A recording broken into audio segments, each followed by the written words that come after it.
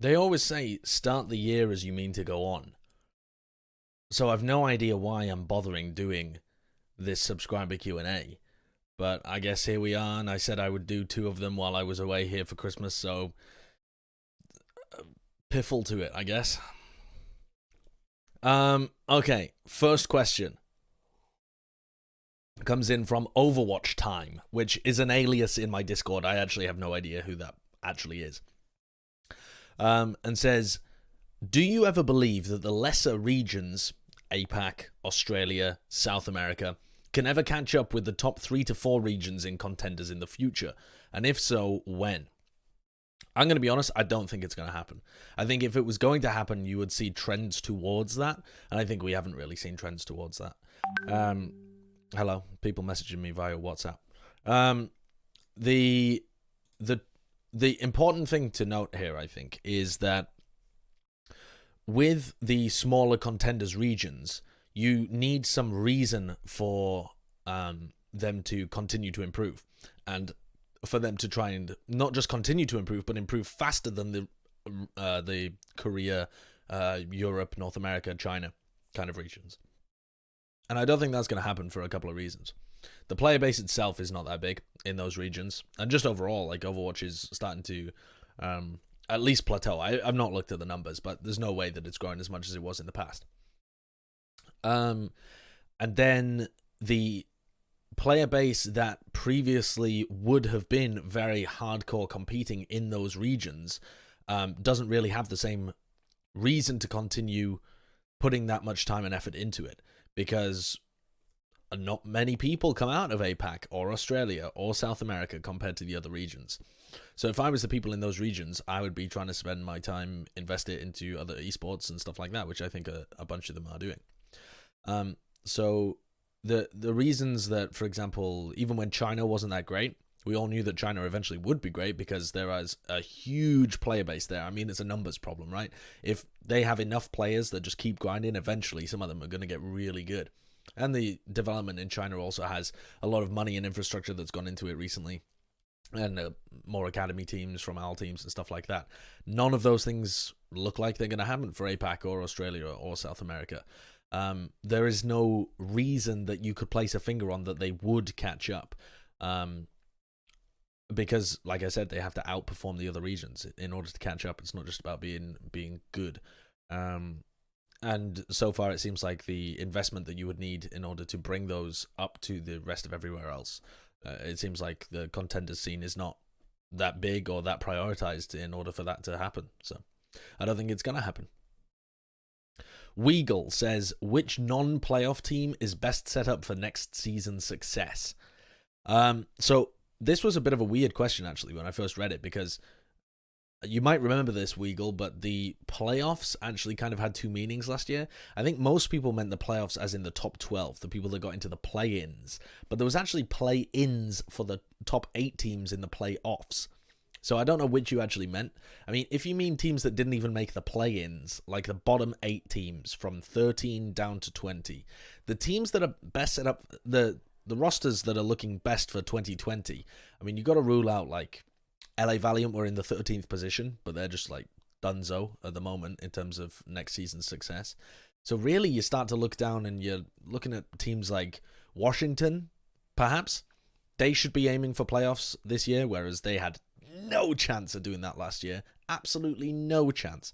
Dallas can make a shot at playoffs this year. You know, they've got Decay and Doha, and they've still got a bunch of their other pieces that can come in and fill certain roles if they need to, and they've got Gamsu and Note, which it's like 2 years away from being an incredible tank line, but it's still probably an alright one. It depends what kind of heroes we see.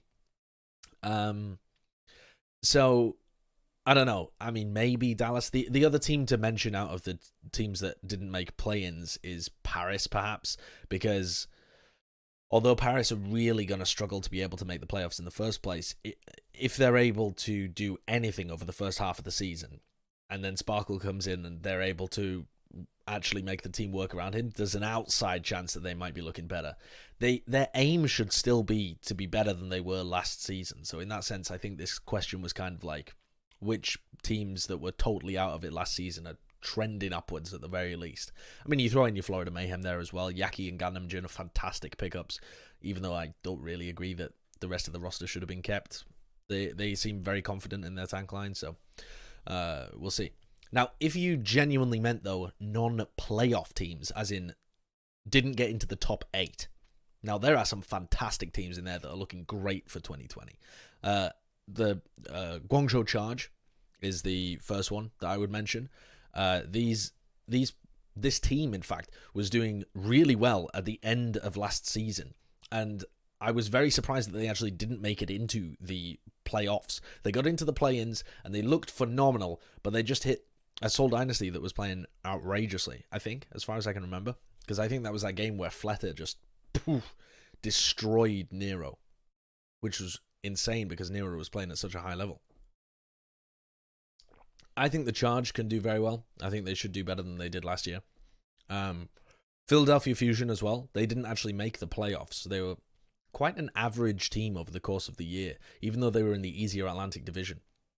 This year, they're still in the Atlantic. Atlantic has had some improvements, but it still looks to dominate the bottom half of the table. And the Philadelphia Fusion have gone for a kind of superstar lineup, trying to, pull in Fury, Alarm, pairing Carpe alongside EQO and bringing in Ivy and Hisu as well.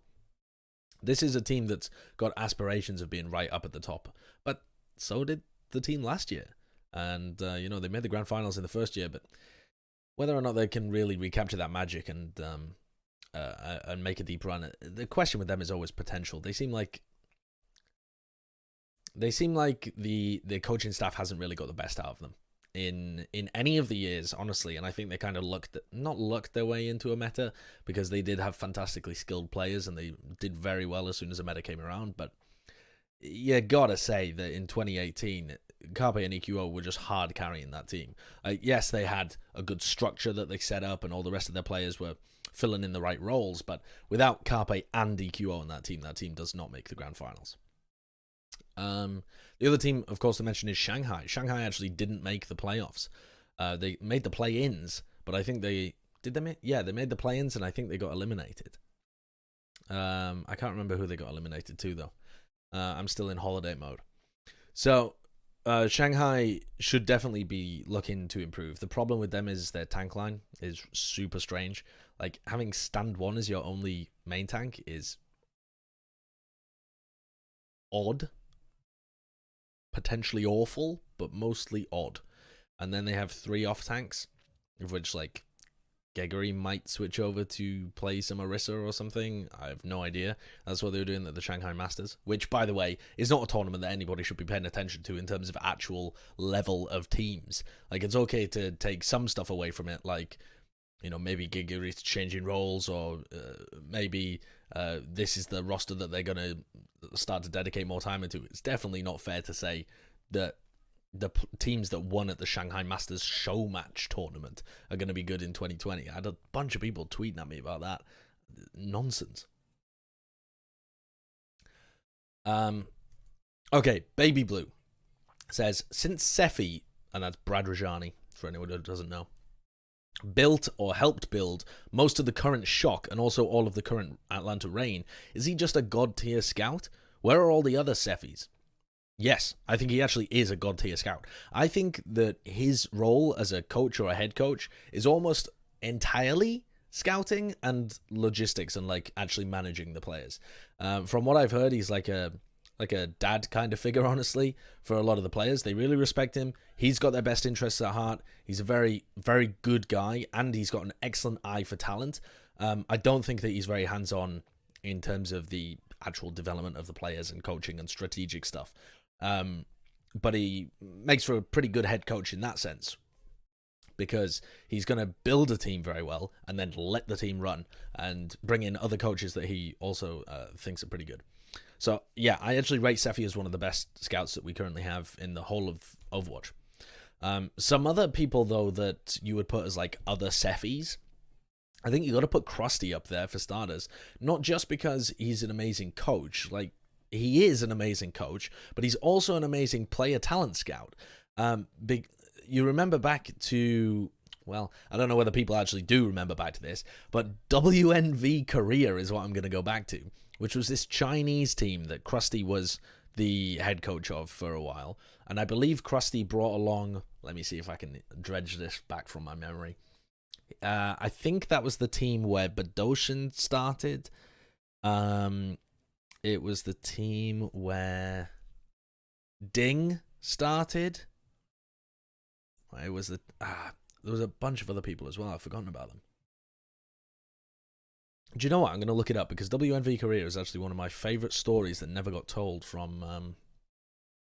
How am I going to find this? How am I going to find this? WNV Korea Overwatch. I wish I'd written the bloody article. Oh, Liquipedia comes in clutch again. Kalios, actually, interestingly. Kalios then went on to play for Boston, along with Hyonu, actually, who then went on to play for Meta Athena, and then was it Florida Mayhem last season? Jin and Curious as well, though I can't remember what happened to Curious. Anyway, a couple of big names. He originally scouted, as far as I'm aware, in that team, WNV Korea. And then when he joined the Boston Uprising, that was where he brought in people like Striker, and also, probably to a lesser degree though, Note. I think Note was more of a Huck thing, or maybe just the development was more of a Huck thing. But anyway, that Boston roster that finished third in the regular season was not just because Krusty was an excellent scout, not just because he was an excellent coach and developed the players, but also because he was active in the selection process, as far as we're aware. Somebody like Striker is just a god-tier scouting pickup. So then, the other players, the other people that I would put up there are Runner of Runaway, honestly. Runner and Flowervin. Whoever, honestly, the weird thing about scouting, though, is it's very hard to tell exactly who's doing it. But whoever the hell is behind Runaway, which is probably Runner or Flowervin, and whoever the hell is behind Element Mystic as well. Now, you have to give a bit of a caveat to both of these teams, because they're slap bang in the middle of Korea, in the middle of Seoul, and everyone wants to play for them, because they are the... After Kongdu kind of petered out a little bit, I mean, Runaway and Element Mystic are the two teams that I would want to play for if I was a up-and-coming Korean guy with a lot of talent. So it must refine the trialing process quite a lot to have a huge amount of talented players on your doorstep. It's not like you have to go and hunt them out yourself. But Runaway and Element Mystic have both done fantastic jobs year after year with different coaches, which is why, especially with Element Mystic, which is why I don't quite know who to give the credit to there. But like back when they had Levi, had a bunch of great talent. Then maybe when they had Rush, bunch of great talent as well. Even now, with both of them gone, excellent talent again. Same for Runaway, so I don't know who's working the magic there. The last one that I'm going to mention, though, is not proven, but is somebody that I've seen people around the Reddits and Twitters and stuff hope is a Sephy. They're hoping he's like some god-tier talent scout. And it's SNT, awesome guy.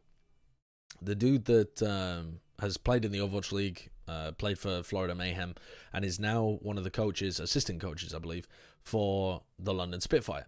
And he is one of the people who has reportedly been heavily involved in scouting and acquiring talent for their 2020 roster, which has a ton of people I've never heard of. I mean, not even apart from the LA Valiant. They literally, the London Spitfire, have gone from having a championship roster in Season 1 and then continuing that into Season 2. Some of the biggest names that you could possibly get. Gesture, Prophet, Badoshin, like genuine all-star, superstar players that they never quite managed to get the best out of, apart from in Season 1, but hey-ho. They've gone from that to the team with the most players that everyone is unaware of. And I know that people love to be like, no, actually, I've watched a game of Sanguinar. Fuck off. Nobody really knows what he's going to do. That's the same for a lot of the players on the London Spitfire. Even though we might have seen them occasionally, you know, like 4 or 5 matches in contenders, or they played for a sister team of an academy team in the trials or something, you still don't know how they're going to perform. These are like properly unknown players. You even look at like Valiant and Boston, at least they've got contenders players who you know roughly what you're getting. You might get a bit more than you wanted, you might get a bit of a flop, but you know roughly what you're going to get. At least I'm saying we, from the outside, know what we're going to get. For the London Spitfire, these are some like either genius or moron picks, because they had just come totally out of left field, like ignoring a lot of people in contenders and just go blop, plucking up some randos. So if SNT is a good scout, then at least some of his picks will pay off, and the London Spitfire could have some very surprisingly good results from these players. We'll see. And of course, I'm not meaning people like, you know, Glister and Shui and stuff. I mean the people that they brought in afterwards, who most people are thinking are going to be on their bench.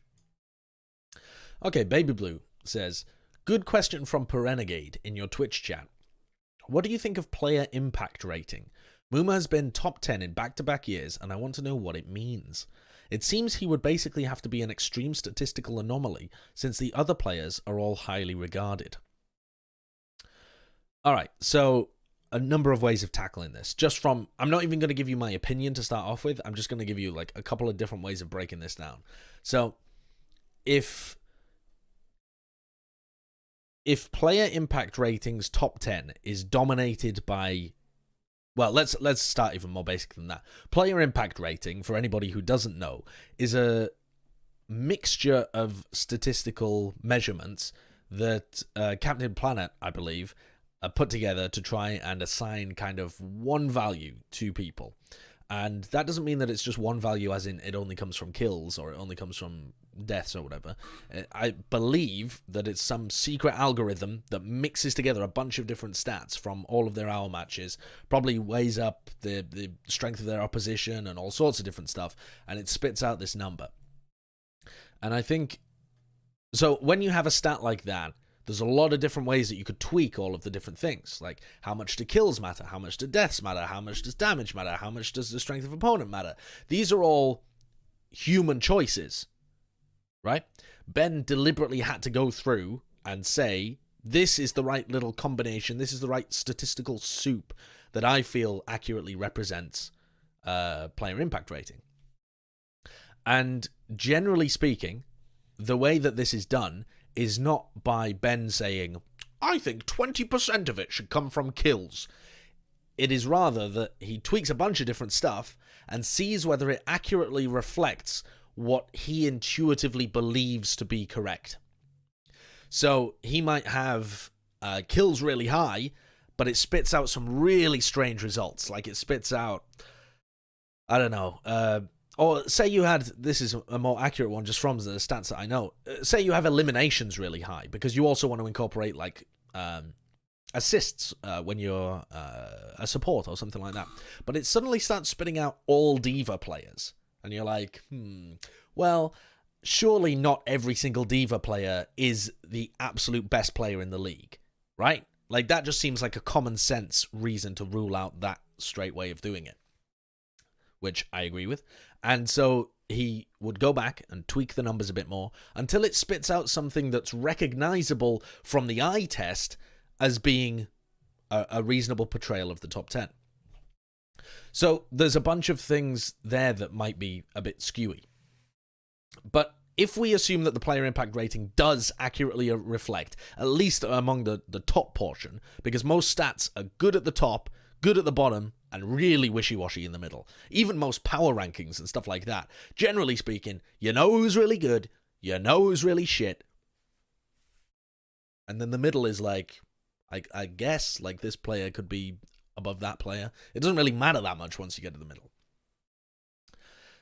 So, as long as you accept the premise that the player impact rating does accurately reflect at least the upper echelons of the Overwatch League and which players are doing well, then Muma is clearly doing something that gets him rated very highly on that.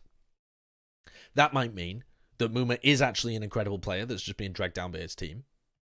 And the reason that I said dragged down by his team is because he doesn't really rank highly across... most major analysts wouldn't put him in the top 10 main tanks in the league. I think that's very fair to say. Most stats, as far as I'm aware, he wouldn't crack into, top 5, top 10. I mean, here as well, we're talking about top 10 of all players in the league. So we're not just talking about top 10 tanks. We're maybe talking about, like, I don't know, top 5, top 3, something like that.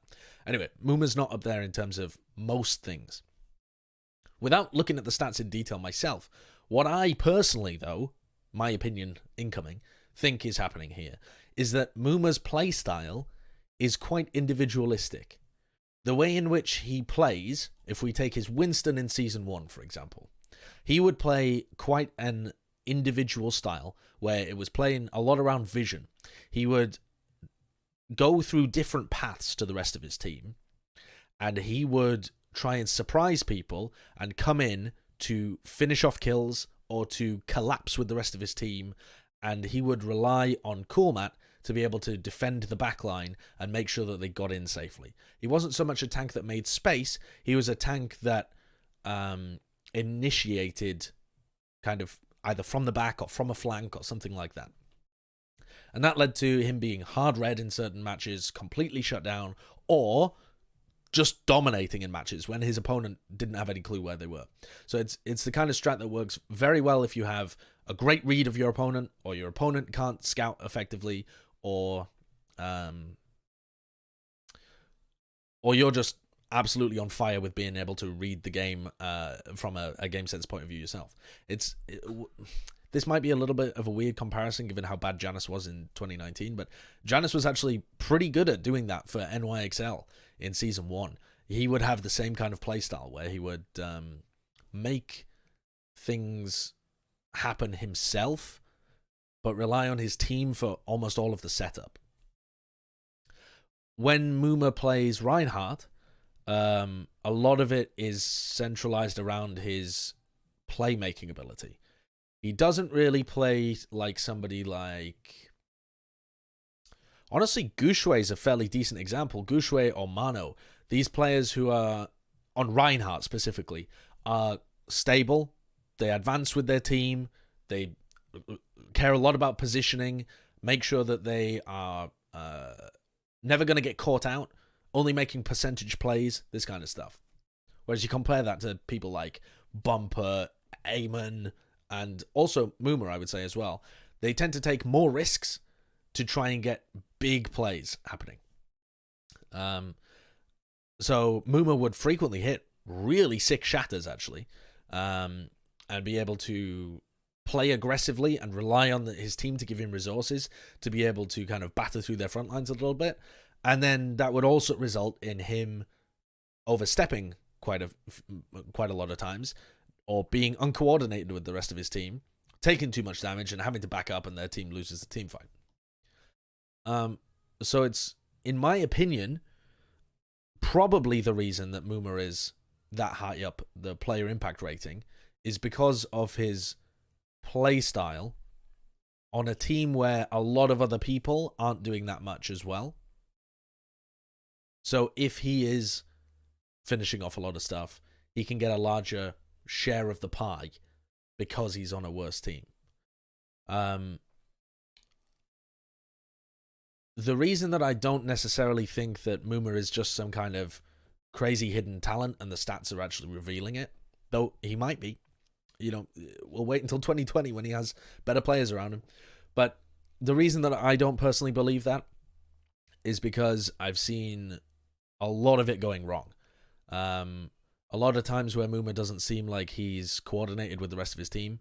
I think comms are a big problem for Muma in some games. Like, some games he just utterly crushes, and some he just completely doesn't even go missing. He tries to do things and gets utterly shut down and just keeps kind of hammering his head into the wall repeatedly. Especially against the better teams, I think they punish him very hard. I think Yeah, yeah. I think that's a fair way of putting it.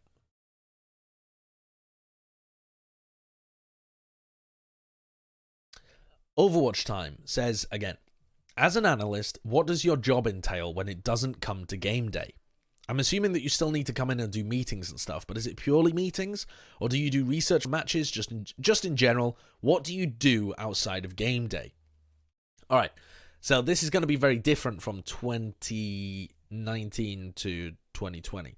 So let me try and give you a breakdown of 2019 of what I was doing on an average week. I'm just going to give you an average. So let me think. God, I got to go back in time. What the hell was I doing in 2019? All right, so we had matches on Thursday, Friday, Saturday, Sunday. Am I right? I think I'm right. God, it's only been a few months and I've completely forgotten. It must have been Saturday, Sunday. Right? Was it the first season where we didn't have games on Sunday? Am I going crazy? I think my memory's been rotted. Anyway. Yeah, I am right. So generally speaking, Tuesday would be the day where we go in for meetings and we no. What am I talking about, man? Okay. All right, let me sort this out. My brain's just gone miles out the door. So we had games on Thursday, Friday, Saturday, Sunday. On the Wednesday, we would come in at about 11, I think, and we would have a big meeting with all of the casters, all of the analysts, all of the interviewers, and all of the producers, and some of the members of staff. And we would talk about the big picture things for the week. So we would talk about what's our match for the week, what are the big storylines that we want to tell. We would go vaguely through each match and talk about some big storylines that we want to push, so that the casters and the desk are somewhat unified, so that we don't start telling a story and then the casters are like, I think that's dumb, we'll say something else. So it was only occasionally that we wanted to push different stuff. I will say that some people have a very different thought patterns to my own, and so sometimes because the casters are just going to cast, the desk has to kind of work around what the casters are going to say, because the casters are like this much of the time period, right? And we're like this much. So it doesn't make sense for us to like set it up if the casters are just going to do this much of something else. So if the casters particularly want to talk about some player being the star or the impact player or some rivalry, like that's the direction for us to go as well. Then we would break up into different meetings, and we would do one meeting about half times, where we would come up with ideas for each of the half times, just roughly speaking, so that the production could prepare graphics and this kind of stuff. So if we wanted to do head-to-head between the Reinhardts, or if we wanted to do an interview with somebody, or if we wanted to do some game show with the fans or whatever, we would tell them then so that they could get prepared for when it actually came up. Then we would go into a Watchpoint pre-show meeting. Each of these meetings, by the way, is about an hour long. We would go into a Watchpoint pre-show meeting, and we would talk about all of the Watchpoint pre-shows for the week, so the Thursday, Friday, Saturday, Sunday shows. Each one of those previewed the 4 matches that were happening on the day. So each one of those meetings, we went through like 16 matches and talked about what we want to talk about. The reason that we do this is so that they can sync up graphical assets to what we want to talk about. So the way that the production works is not just that they have an enormous bank of video and they're just like, holy shit, Bren's talking about Goushway, press the Goushway button. It's like, Bren's already said, hey, at the beginning of this match, I want to harp on about Goushway a bit. Can you prep some footage for me? And it could be just general footage. It could be, hey, I've got a stat that I really want to bring up. It could be, I want something hyper specific. Like, I want the times when Goushway played Reinhardt and hit Earth Shatters on more than 2 people against whatever. But the thing is, the more specific it gets, the more that we have to actually find it ourselves, because the people who are going through all of the game tape and like actually creating the highlights don't know the game as well as we do, because it's esports and there aren't that many people who are very good with the software and technology and hardware actually as well that also know the game to a high level. So if we wanted something specific like Sabi Orbe's positioning, being able to negate ults with Sombra, something like that, I would have to go back home and actually find the footage and clip it together and send it to them. But then we would go into a Watchpoint post show where we would go over just the generic plan for the week, which players we wanted to try and bring on, where we would have to send requests to the teams to ask if we could bring them on the Watchpoint post show. Then we would come up with some questions that we wanted to ask them. We would also go through any bits that we wanted to do.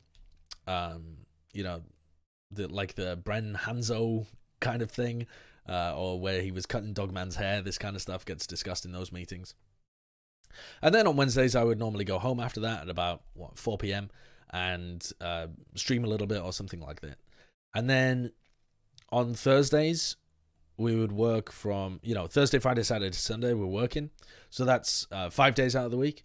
And then Mondays and Tuesdays, generally speaking, I would kind of take Monday just to chill. And then Tuesday, I would either watch some match overheads or look through whatever news articles or analytics or whatever, or doing a podcast or something like that.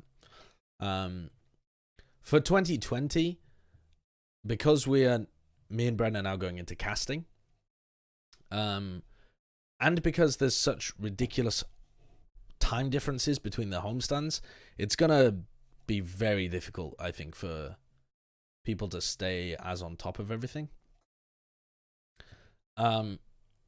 We have more free time, but a lot of it's taken up traveling, where you don't have great access to like good internet for starters to be able to watch everything. And sometimes we want to be kind of utilizing results of matches that happened at like 1 a.m. when it's our days off and our sleep schedule is not aligned to be able to watch that. And a big focus for us this year is just creating a bunch of content too. And if you're creating content, you can't be also going back and rewatching a bunch of our matches, unless your content is around rewatching our matches. So basically, on the days when it doesn't come to game day in 2020, what I'm anticipating is just essentially working on streaming and video content pretty much full time. With some small amounts of meetings, the same kind of stuff for the casters. And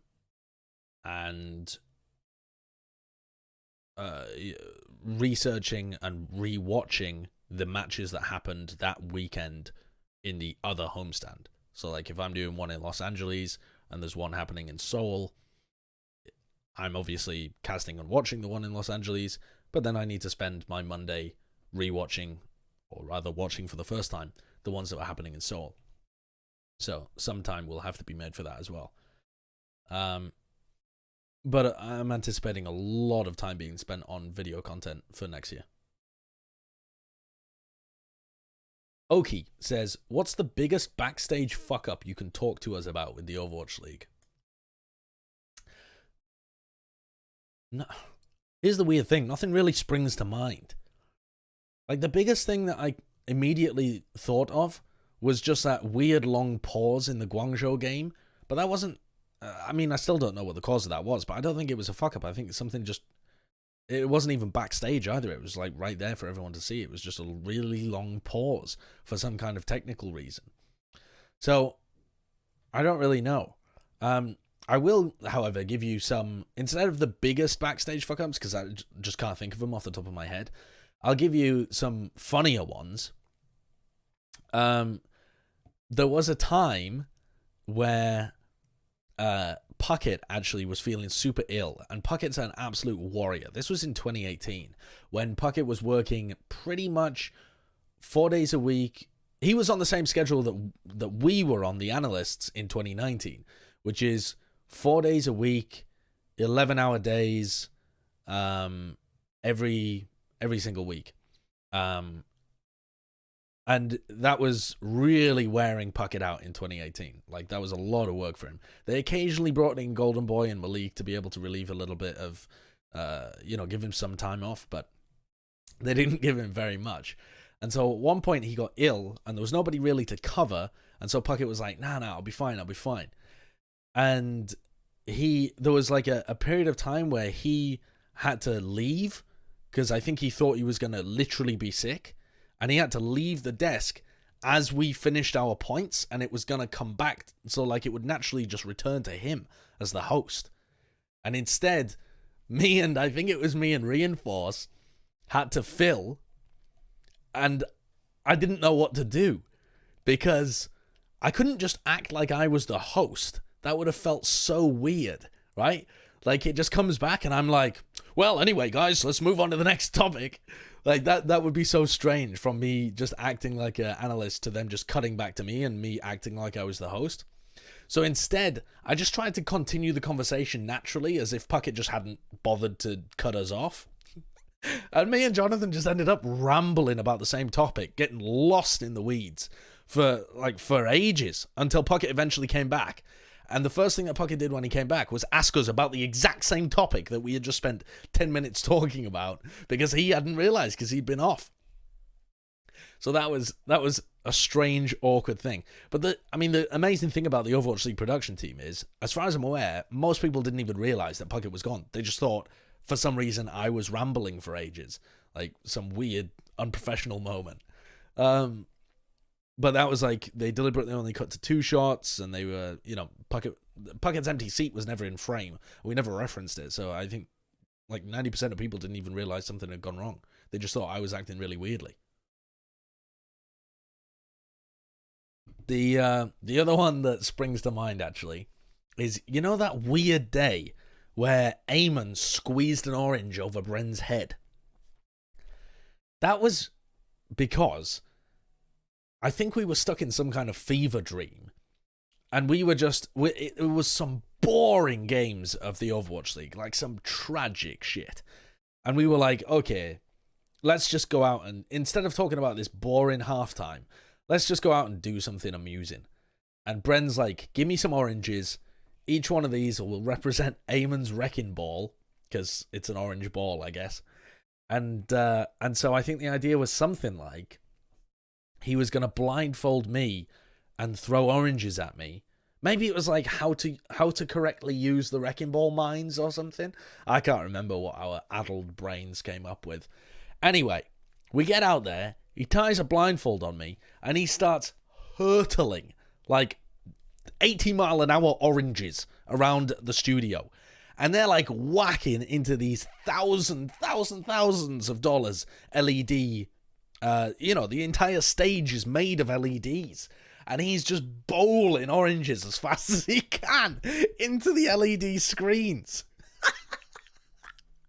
And this producer was losing his mind at it, which I thought was hilarious. And then, it all got right in the end, because Eamon squeezed an orange on his head. But I think that's fantastic. Just what a Bren moment to just be like, I won't throw these oranges underarm gently at my colleague. I will aim to take his fucking head off. And just starts launching that. I don't know. I thought that was hilarious. All right.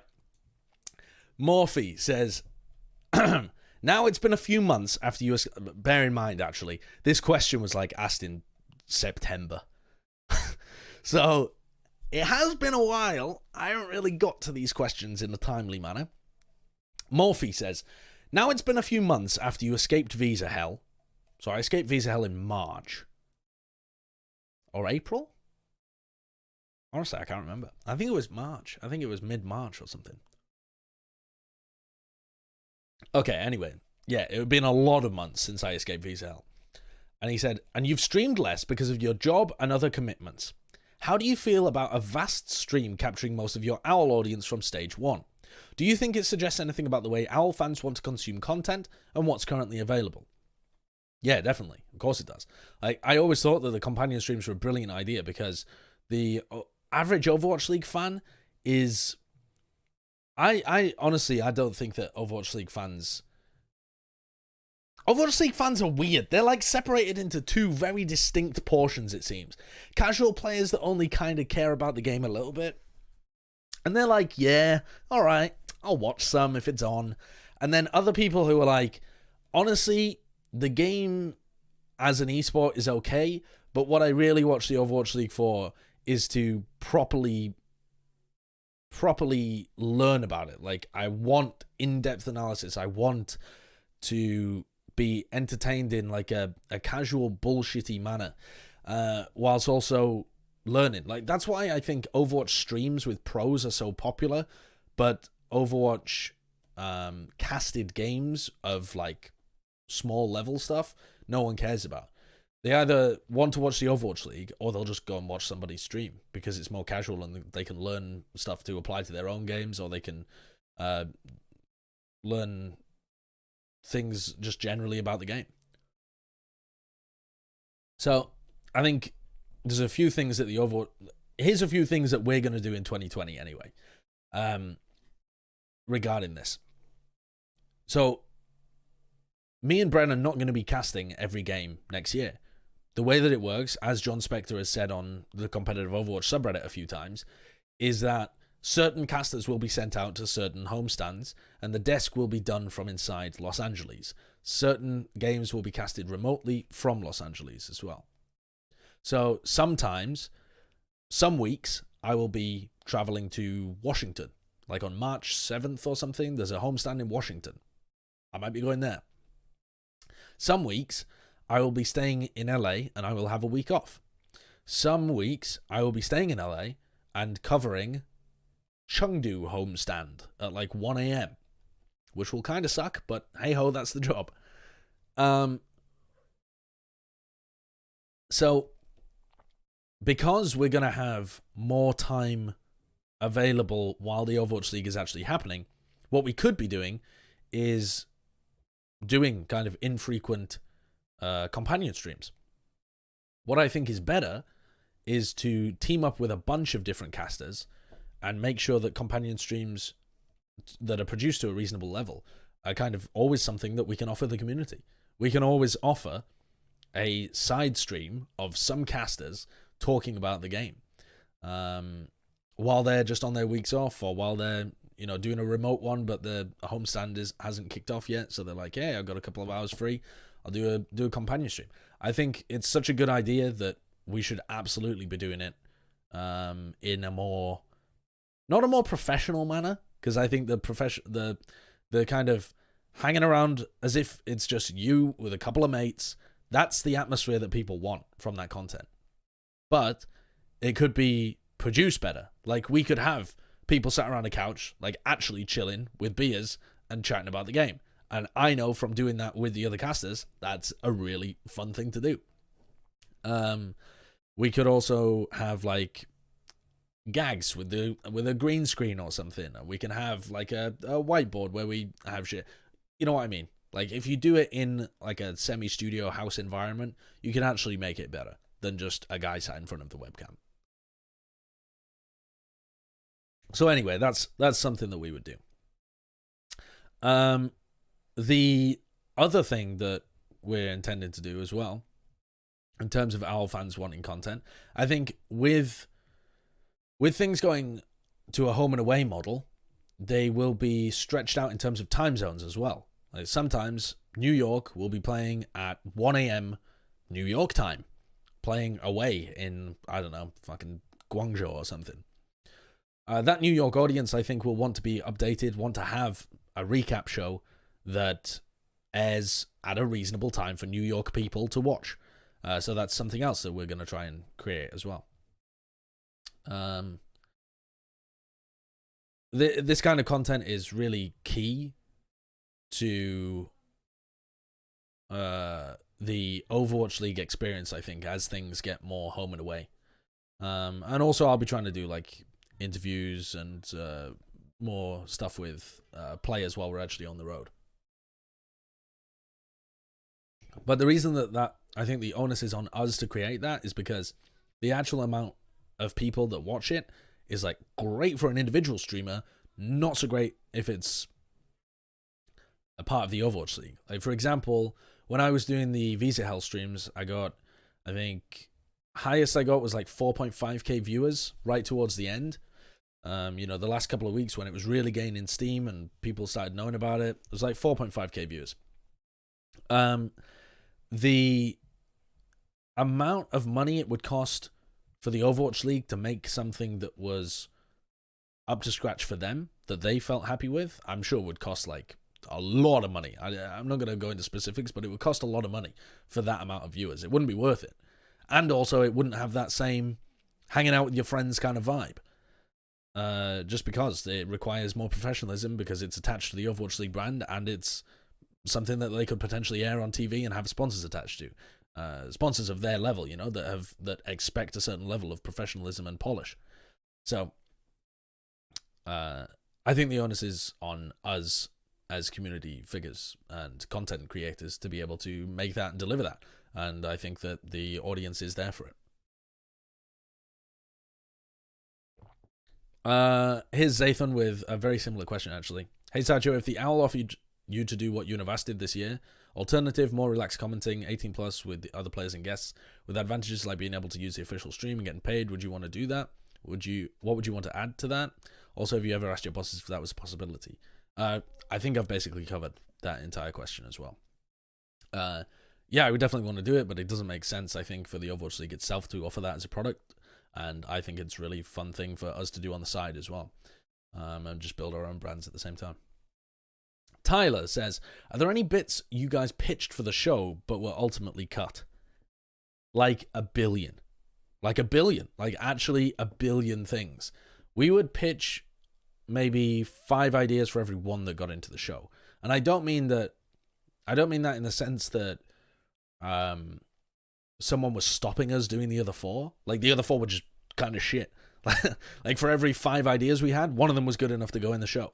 Like, sometimes they didn't go in for other reasons. Like, we couldn't get the legal to sign off on it because, I don't know, like, for example, if you play a game of Jeopardy, you can't call it Jeopardy. You know what I mean?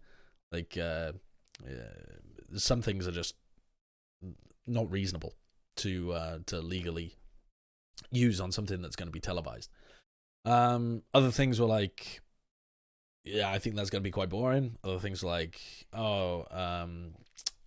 it's not short enough time, not long enough time for us to be able to do that. Some of it was like, oh, we just want to go in a different direction for this week. There's a lot of stuff. Like, the talent team that we work with for the Overwatch League is constantly coming up with ideas. They, myself included, we're just brimming with them, which I think is a fantastic asset for a team like that to have. But yeah, certainly you need a lot to be able to cover the entirety of an Overwatch League season, because my god, they are long. The seasons are long. Jumpboy88 says, order these items from easiest to most difficult. Unboxing a mouse, throwing till you end up in gold, analyzing an owl play, learning how to perform an anime schoolgirl dance, singing a Disney song to perfection. Someone just got murdered. All right. From easiest, throwing till you end up in gold. That's the easiest thing in the world. Like, that's so simple. That I'm a master at. 2, analyzing an owl play. I can pull anything out of anywhere. Anything out of anywhere. After having to do all of the sponsor segments last year, give me any 30 seconds of owl. I'll make it an insights powered by Intel if I must. Sometimes the weird thing is, like, with the sponsor obligations, you're like penned into a corner, like, you must do it in this map, and it ends up just being like a total steamroll, and you're like, well, I better pull some gold out of this pile of shit, I guess. so I've become very, very accustomed to that. So those are the 2 easiest. Then I would say singing a Disney song to perfection. There are a few Disney songs that I can absolutely nail to perfection. but it would be nice to have a slightly higher vocal range. In terms of the tone and the effort, emotional impact, I hit all of those. I check all of those boxes. Unboxing a mouse should be very simple, but I could not manage to get this out of the box and working for the life of me. So I don't know. And then I guess learning how to perform an anime schoolgirl dance, because even after hours and hours of practice, we still had not nailed it. I don't know how people do that. Honestly, people who dance, I don't know how you keep all of that in your head. How do you manage to make your body move like that and remember all the ways in which it's supposed to move? It doesn't make sense to me. Captain James T. King says, if you had to pick between getting enough skill to boost you into top 500 and suddenly getting a regular hairline on top of being able to achieve a good night's sleep every night for the rest of your life, which would you pick? Sorry, is there anyone in the world who would pick having enough skill to get into the top 500 over getting a good night's sleep every night for the rest of your life? Even without the good hairline. Make me bald, but give me good sleep for the rest of my life. I already sleep incredibly well, but I know that when I get older and I've got rheumatoid arthritis just riddled with it, all of my joints are creaking, I know that I won't be able to sleep very well. So I would take that second option every single time. Every single time. It's not even a question. GroggyLuck says, just an absolute out there question. Plato asked a question in The Republic, Book 6, that's been digging around in my craw. I've never heard of craw, but that must mean brain or head or something. So Plato said, and what of knowledge? Do we pursue it for good, for pleasure, or pride? What underlying reason do you have for continuing to pursue knowledge outside of the realm of Overwatch League? Alright, so I think some knowledge I pursue for good. Like, some knowledge I pursue in order to be a better person, generally speaking.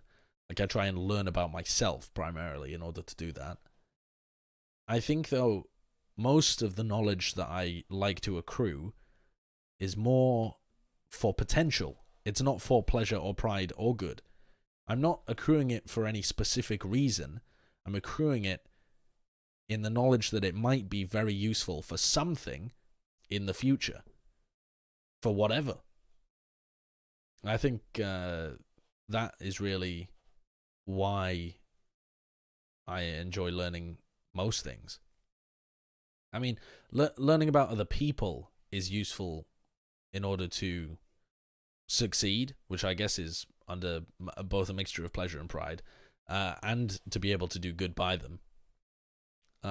Learning about things it can be potentially useful in the future. I think it's all about potential, is it not? I think, though, knowledge is its own reward a lot of the time as well. I think humans are built to be satisfied when they understand something, which I suppose is pride. Puddingkip says, what do you miss most about life in England? Well, I'm actually in England at the moment, so at the moment, nothing. Don't miss a single thing. But having come back to England, I realised what I did miss while I was over there. First of all, pies. Ain't no motherfucker in the whole of the US that can make a pie. Secondly, rivers and forests. Because I live in the middle of LA, I know that there are rivers and forests in America. Don't even bother with that. But around where I live, there's nothing. There's nothing. And just little babbling brooks and moss growing everywhere and cute trees and green is lovely. Lovely. And what else? I guess I'm kind of obliged to say like family or something. I don't know. Standing Zenyatta says, what is the funnest LAN you have gone to? I-52. I think is the one that springs to mind immediately, actually, which was a insomnia LAN in England somewhere, probably Birmingham, like Telford, rings a bell, but maybe it was Coventry, I can't even remember. And it was the one where I was playing and also doing commentary, but I only commentated, I think, one match, and because I was playing in the like invite level. So I was in a top 8 team. But because we knew we were the 8th best of the top 8 teams, we just got really drunk instead. And I just remember getting hammered, running around, loving it. The matches were all incredible as well. I think that was the one where I was filming the entire thing on a GoPro, so it just made everything even more ridiculous. It was a lot of fun. It was a lot of fun. Formation, final question for this episode, says, during your time in the US, have you been to any conventions like ComicCon, PAX, E3, SucCon? What is SucCon? Have I just been punked? Anyway, I'm going to continue as if I have not. I think I went to E3. I can't even remember, man. I think I went to E3. I don't like conventions. I hate networking. I hate being forced to meet new people and figuring out stuff about them. If it's not a natural meeting, then I hate going up and introducing myself to people. Don't know who they are, don't know whether I should know them, don't know whether they should know me, don't know what to introduce myself as, don't know whether they've ever heard of the Overwatch League before. It sucks, dude. It's really horrible. And then E3 is just also packed with games that I don't give a shit about. I don't know. I don't like conventions. But I guess I suck on these nuts. I suppose.